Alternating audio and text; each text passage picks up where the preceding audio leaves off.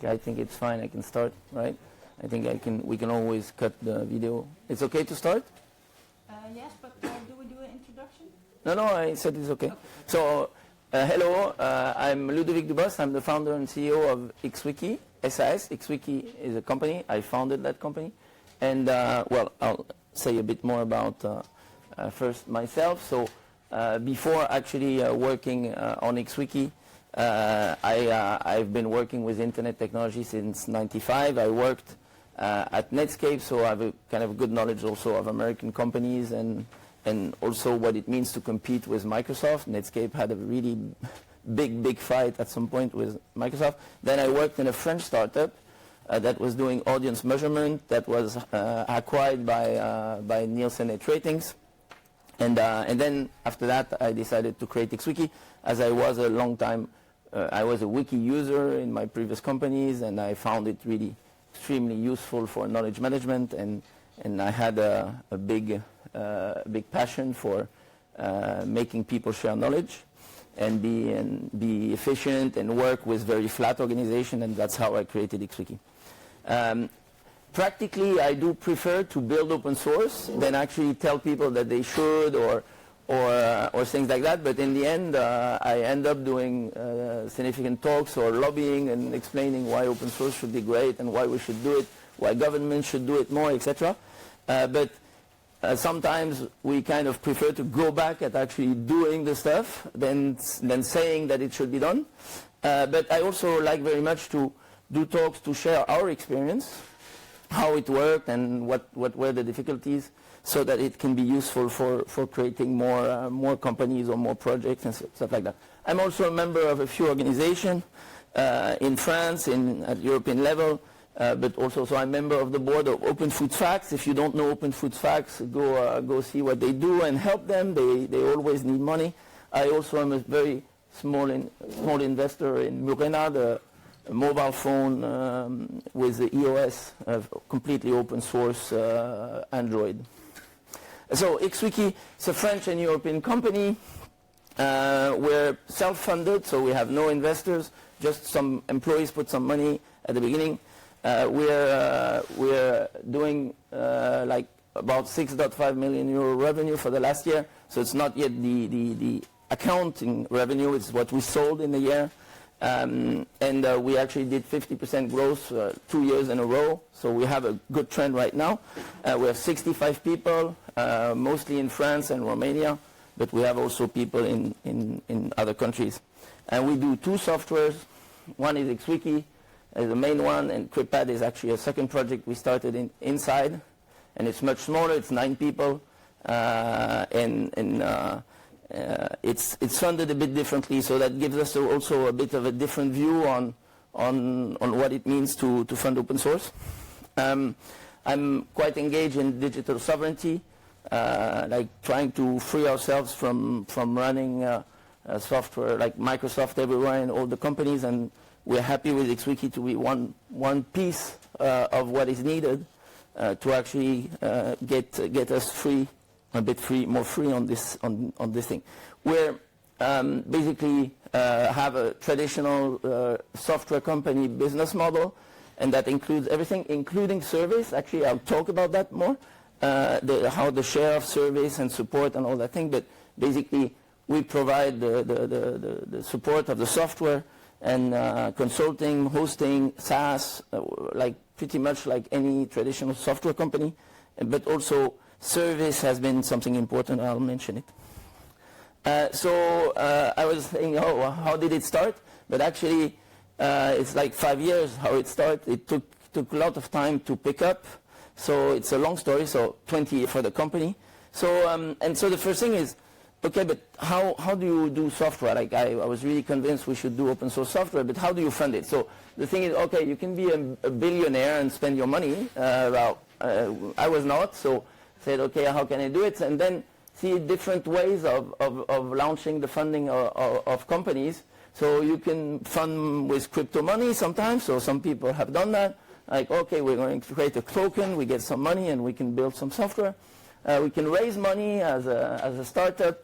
I can just be a volunteer, or I can take donations, or I can be a company selling service or products. So And I try to kind of say, okay, what does it change in your life? So, and how independent are you? Can you do really more FOSS, more open source? How sustainable are you?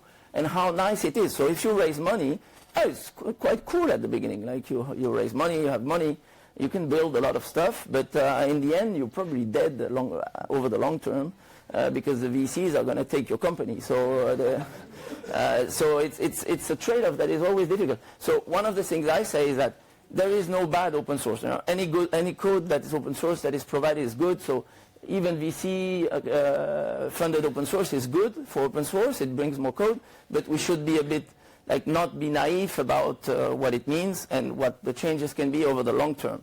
And so now my take is that you should do what you feel right with. The right model for you is what you feel good at, what you feel comfortable with. And I felt comfortable being more independent. So the thing with investors is actually knowing what it means. Who's the boss in the end?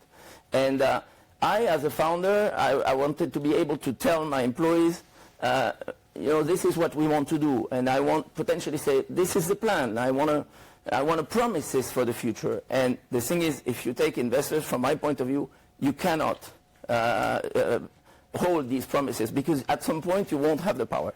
There's a very high chance that you won't have the power, and so this is probably one of the biggest reasons why, on my side, I said, okay, maybe it's a bad idea to take investors. We talked to investors, but when we spoke, I felt that the goals were not the same about what we're trying to do. And for me, money is a mean, not a goal. So we need to make money. If we don't have money, we cannot work. So there is one thing in open source in general that is, speaking about money is sometimes a bad word, and that shouldn't be the case, because we need money. We cannot have money to do work. We need money to do good work. Good engineers deserve to be paid well. Other companies are paying them a lot. Maybe you can pay them a little less than what the big companies do, but you cannot be like completely off the charts and say you're going to do everything for free. That doesn't work. So, but money, we need it, but it's not the goal. So it should be thought about how, I mean, what is the real goal, and think regularly about what the real goal is. So the first 5 years was a lot about leveraging the open source community. So because actually when you started doing the software, there was a lot of feedback, and actually open source is great for that. When you start a product and people find it interesting, you have a lot of help. A lot of people give you feedback, or they make it known. And that's actually one of the reasons VC companies are going to open source, is that it's a great way to launch products. They go away because over the long term, once they are known, they don't benefit that much from this aspect. But so initially you get a lot of help, and that's really very useful. And service was a great way also to start small. So you just a small team. People ask you to do stuff on top of the software. You do it, and you make a little bit more money. You improve the software on the way, and progressively you do it. But I call it a hack, because it's not a good thing over the long term. Like too much service is not so good for working on the maintenance of the software. It scales much less, so it's very difficult to grow with too much service. We also went to Romania, and so I call it also a hack, because we kind of went because it was cheaper, and I could have 3 engineers instead of 1 if I went to Romania, which is probably not true. It's not true anymore. Like, it's much closer, and now we're super happy to be in Romania with great engineers. But we never really did offshore. For me, what was really important is that they're part of the team, so they need to be involved in the company. And so we have Romanians in the company in the same way that they would be French or German, and they can take responsibility. And so one of the aspects was also innovation. It helped to have something innovative. So you actually, when you do open source, sometimes you can do just a replacement of something that exists. So you're a copycat in a sense, like, oh, I'm going to replace this proprietary software. But you can also be innovative, and actually wikis, they were, or maybe they're not anymore because they're super known, but they were innovative. They're innovative for companies. It's a different way of working. So that innovation can help you find clients. So innovation, and then you can address people in company that are interested by innovation. At the beginning of XWiki, it helped a lot to get some money. There was also, so that's very specific to France. In France, you have something called the Crédit Impôt Recherche. This is basically a tax cut for research, and that also helped a lot. We didn't do it right away at the beginning, but we did it after two or 3 years, and it helped reduce the costs and being able to invest. But a lot of patience. So actually, if you look, the revenue of the first 5 years is going up like that. So I'm not going to comment too much all the details in the charts, but if you look at the slides later, you can try to study them. They're there for that, is looking at what are the share of the different types of revenue. So you have research revenue, you have the Crédit Impôt Recherche. This is a tax cut that we get in France. So, and then you had mostly service. The yellow stuff is really the big part of service, and it took a lot of time to get recurrent revenue. So what I call recurrent revenue is support, is getting people to pay yearly for the software. And so mostly initially it was linked to the service. So we'd do a service project and you would sell the support. This is actually one of the reasons we didn't really manage to partner too much with other companies, because if we partnered and we let the service to other people, they would never sell the support. They would never bring the support back to us. They would bring a very, very small amount of support potentially, and in the end we would never be able to have sufficient engineer to really improve the product, because you need to make a good product and it takes a lot of time. So, I mean, you can have other models, and for example, what you presented, there was funding from organizations that said, okay, we want this software, so we're going to pay for it. So there can be other things, but we really went to find people that wanted the software, and some of them funded it. But the problem is how you transform this to recurrent revenue. But we always had it in mind that we need to transform to support. Always had a model. Always said we're going to have support. On the way, also, it was very important for us to create values for the company. So, and what does it mean? And so we need to be a product-centered company. It's very important. We're not a service company. We're a product company. And so we want people to be happy, and what we work on is really important.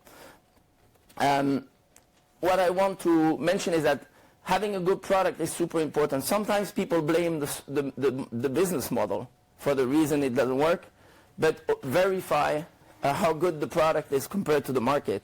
I mean, what's called product market fit. Like, does the product, is it something that people actually want? Is it something that they're actually ready to pay for? Sometimes they're ready to use it, but they're not ready to pay for it. So, how is the competition?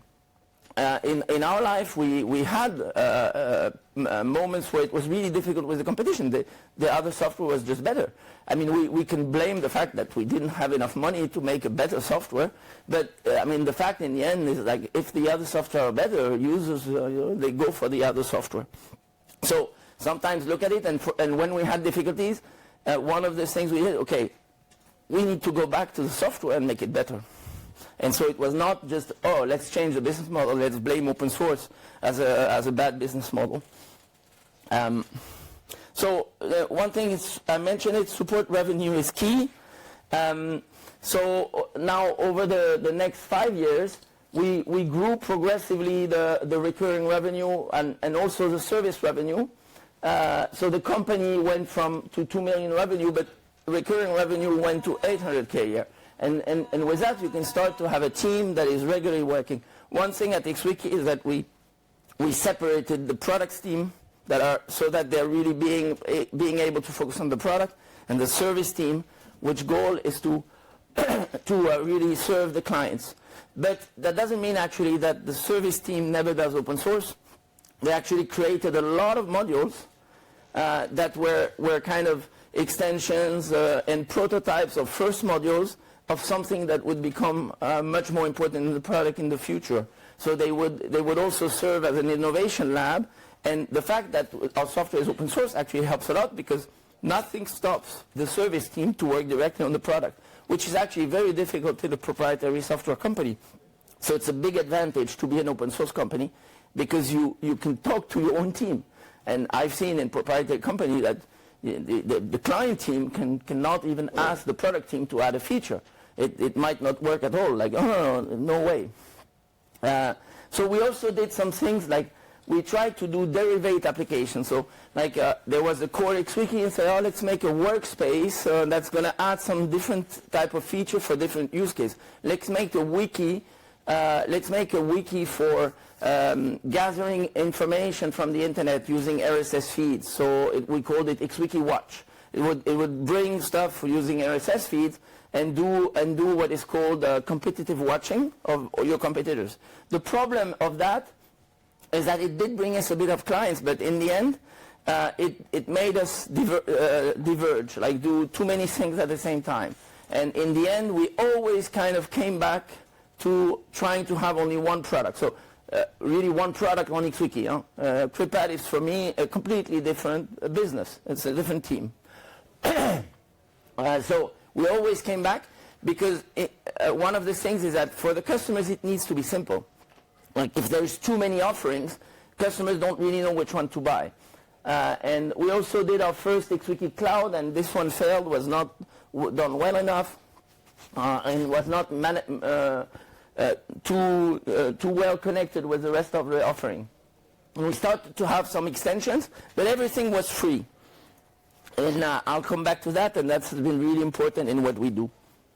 So on the finance side, that's how it continued to grow, so pretty much continuing very regularly. So one of the things, and this is very typical from the service business model, it's safe, but it's pretty much like flat. It doesn't accelerate.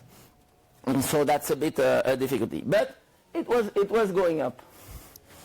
Now, we also learned that competition can be tough. So our big competitor has always been Atlassian Conference. So now we compete also with Notion. That is getting more tracking. But we got a lot of competition from Atlassian. And one of the things is that Atlassian Conference was not very expensive. So Microsoft was a bit more expensive as a software, like pay per user a lot. But Atlassian had digressive pricing. So if you had more users, you would pay a bit less per user. The initial prices would be quite low. Like you could get an instance for 3K for 50 users, and it was not so expensive. And so we didn't have a lot of room to position ourselves on the price aspect. And so then of course, well, you just need to be better. But I mean, this means a lot. Like how you position against the competition. If there is no competition, then you're a good offering.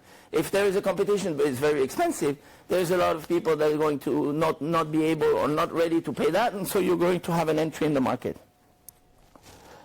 So that ended up with us a challenging period, and it transformed in something very flat for a couple more years. And so the product revenue, we had really difficulties to grow it.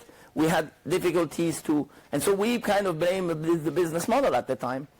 And one of the things that, oh, maybe we should have a pro package that is different. So that's a lot what VC companies are doing. An enterprise package and a community package. And the more time passes, it goes like that. At the beginning it's the same.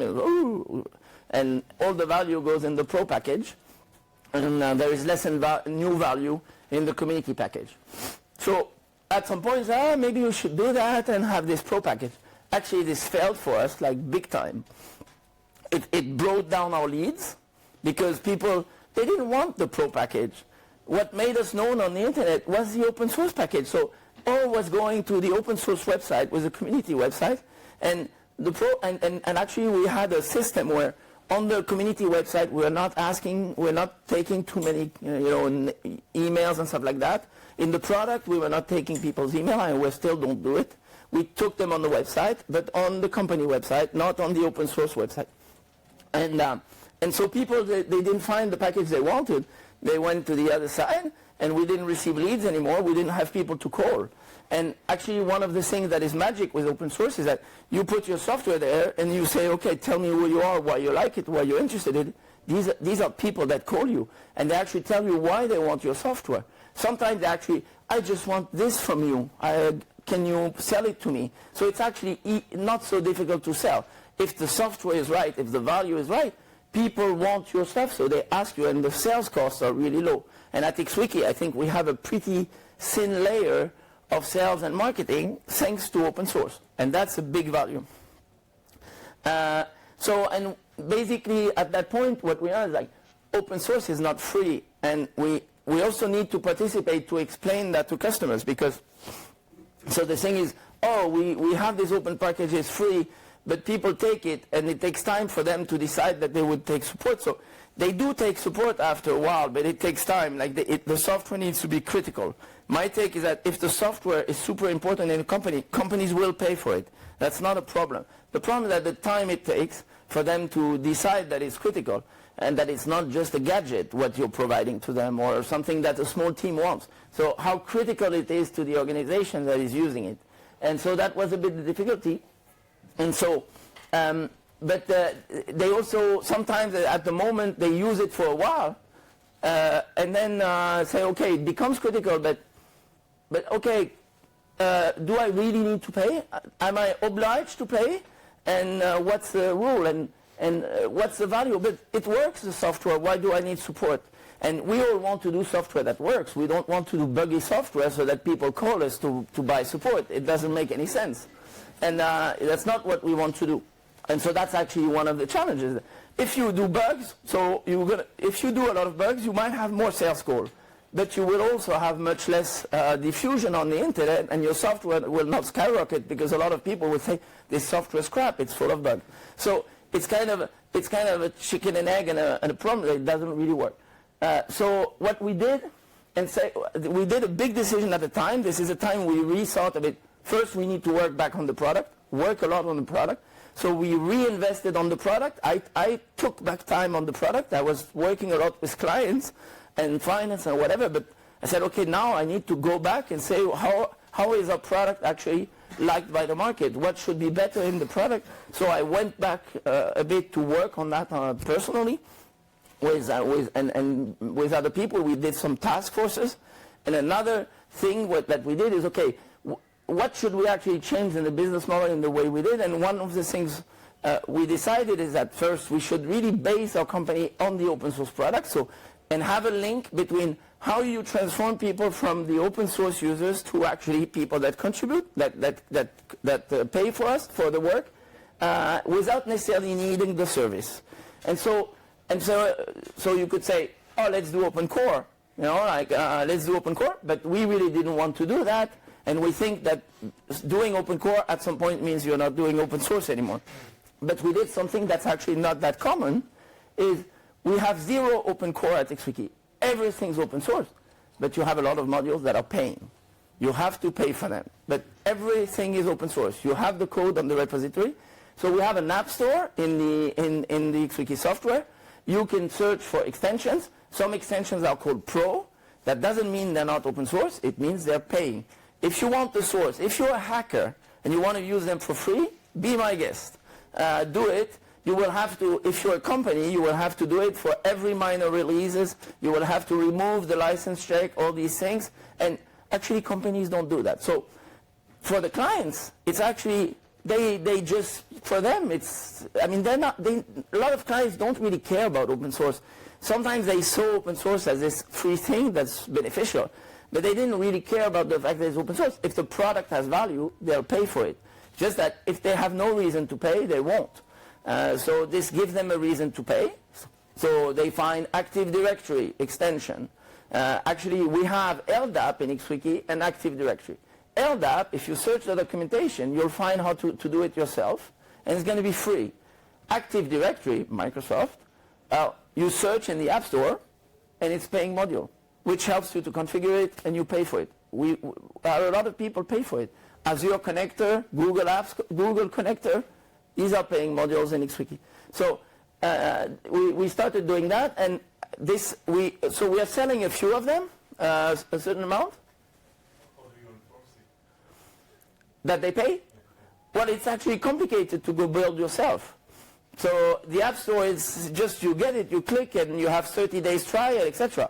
So using it for free is, you would need to dive in the technical aspects. So the biggest risk is not the customer do it. The biggest risk would be another service company doing it, okay? like somebody thinks that XWiki is so great that they should give it for free, or they want to sell it to other clients without giving us money, then they can do that. But my take as a company is that if we get to that moment, it means actually XWiki is going to be so popular that it's not going to be a problem for us to live. I need to speed up, sorry. Up. We launched CryptPad. So this is how we did a big comeback. So we built this business model, but then what happened is we got a gift from Atlassian. They raised their price like crazy. And they said, go to the cloud, everybody. And so this really helped us because a lot of people started calling in, say, I want to migrate, I want to stay on premise. And so we started doing much more business. So I'm taking way more time. So a second thing is that digital sovereignty became a stronger subject. With COVID, Europe also started realizing that there's a lot of dependencies that Europe has, and technology is one of them. Microsoft is also continuing to raise their prices, so the cloud has always been seen as this great benefit that is going to be cheap. But this just for a short time. Like it creates huge dependency for users to the cloud services, and the companies that are running cloud services have poured investment money, but then they want to get this money back. And they have a whole lot of power because they have all your data. And if you want to leave, you have tomorrow your service is down if you don't pay 20% more. And what do you do? Before it was at your next yearly or 2-year renewal, you're going to have a price increase for the software that you have on premise. So you would have a certain amount of time to do your renewal. You could decide not to upgrade to the latest version of the software and stay on the older version for a while. On the cloud, you can't do that. So the power of the software company is actually huge. And they actually use it because they need to pay back all the investment that they did. And so Europe is also measuring this dependency against the big techs, and is investing money. So we have the chance to be part of the companies that are participating to a German project called OpenDesk with people like Nextcloud, Element, Collabora, and we collaborate and we help each other, and that is also helping a lot increase our business. And this is what's happening. So by the way, all these numbers are XWiki plus CryptPad. So CryptPad also raised, but actually CryptPad is 600K in there. So you can see it's 10% CryptPad. It's actually quite small. But it's also growing itself, but in a different way. But XWiki is really growing with client revenue. And that's really the big thing. And that's really what makes me very optimistic. And what I want to say is that continue working on your software. Think about the competitiveness of the software. The business model has nothing to do with it. It's really the value of the software for the users, and if they're ready to pay for it. And sometimes you have competitors that are just better than you. You have proprietary competitors that are better than you. But if you take the time and you continue to work on the software, your software is going to get better and it's going to become a better offering. And you can do it. So very quickly on CryptPad. So there are a lot of users. So this is actually the finances of CryptPad. So if you want to know more about the funding of CryptPad, we have a blog post that just came out 3 days ago. There's a status of funding for the last year. It's not so easy for CryptPad. So actually XWiki is doing well. CryptPad is more difficult. We're doing okay because we have funding for 9 people. We can pay them. But we have this problem that it's mostly project funding. And very little client. And the reason is that CryptPad has a bit 2 targets. One is individual users, and individual users, they don't have a lot of money. They could pay a small subscription, €5 a month is already a lot to ask them for individual users. And on the other side, we could have enterprises, people very into security. The problem is that it's a very specific market. And it's slow moving. You need a lot of extra features for this market that is very specific to the security aspect. Could also be the military, and actually our developers are not that fond of working for the military. They're much more interested in working for privacy.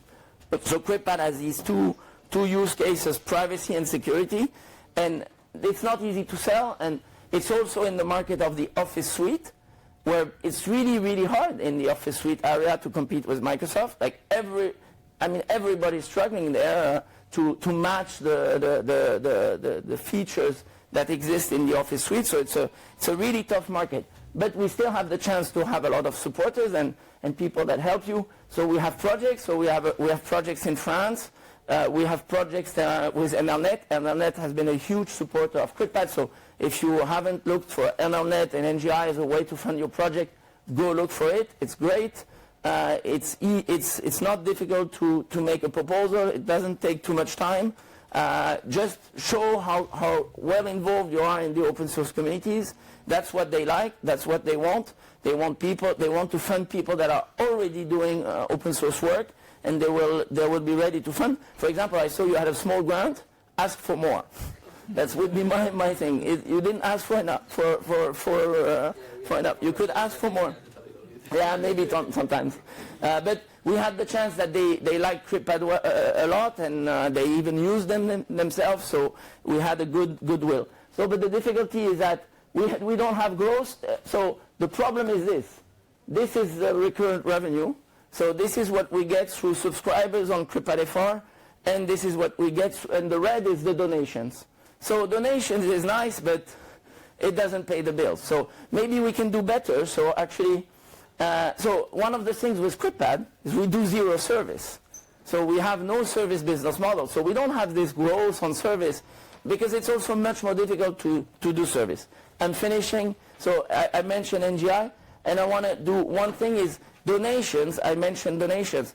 It's a bit tough, donations, but there's some hope. For example, PixelFed, they had, I think they had 400 donators on Open Collective, but they launched, they got a big push around Instagram and leaving from Instagram to PixelFed. They launched a Kickstarter, and they didn't do 55K, they did $78K. It's just I didn't update my slides since the time it already grew to 78K. So there is some hope. With 78K of donation, you can start to do something. That can be one person, and that starts to be something. But with 16K of donations, you don't go very far.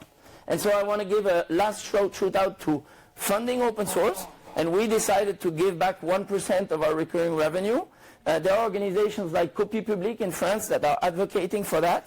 And so we have created a 1% fund inside XWiki to give back to the projects that we use. I think that even though we do open source, we should also give back because we're not the only one to have projects and need to fund them. And we are built on top of a lot of modules. So we were voting inside the company to give to different modules. We've given to Mastodon, Fostodon, Fedilab, Big Blue Button, LibreOffice as part of that, and things that we're using in our product. And because we know that developers are struggling and that it's not easy on the developer side. So I saw also the open source pledge has stickers here.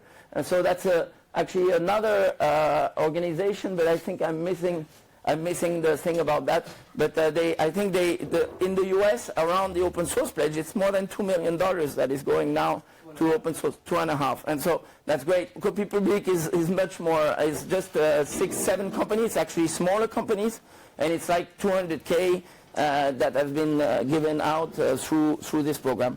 And that's it, and I want to give a big thanks to the team because everything I showed would not happen without the team.